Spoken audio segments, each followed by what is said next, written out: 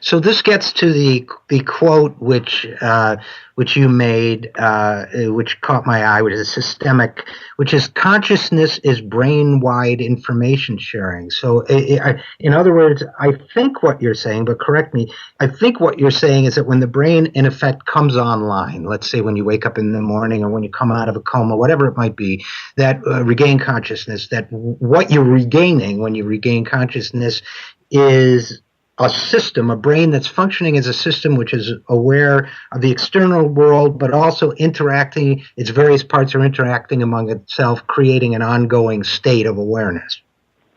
Right. So I need to tell you about some experiments that are very simple that we did in the lab. So we contrast pictures that you're aware of and pictures that you're not aware of, that are, both of them are present on your retina, but one of them you are able to report being conscious of. When we make this contrast, we find that there is a phenomenon that we call ignition.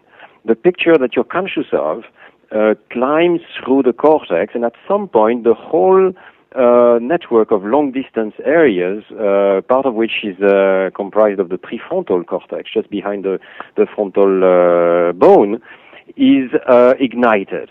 There is a sort of avalanche process, and as you can imagine, just like an avalanche, half of the time when you throw a snowball, it will fall down the mountain and nothing will happen, and half of the time maybe you get the whole avalanche, the whole thing gets self-amplified and cascades down the entire slope. Well, that's very much what we see at the brain level, and a conscious event is one where the brain communicates with itself in such a way that it's able to hold on to the information. The information becomes reverberant, and it stays in the system, and the claim is that that's what we call being conscious. That's when we have the information in mind, ready to be reported verbally, to be stored, to be kept for as long as we wish in mind, although maybe the input was very brief.